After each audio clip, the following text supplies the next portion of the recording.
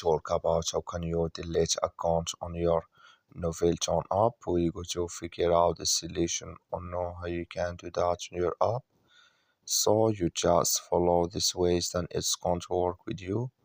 So all you have to do, so you just go down here, you click here on mine down here, you just click on it. When you just click on mine, it's going to take you to this list. It's going to show for you like this here. Then all you have to do next, you just go here above this sign, click on it. So then it's going to show for you a list like this.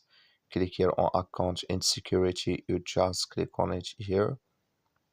You come to next step here, then you click here on delete account, you just click on it. So then here just verify your account here and you click on continue. Then it's going to take you to delete your account on your NovelToon app. That's all you have to do. Thank you for watching. Don't forget to support us by like and subscribe.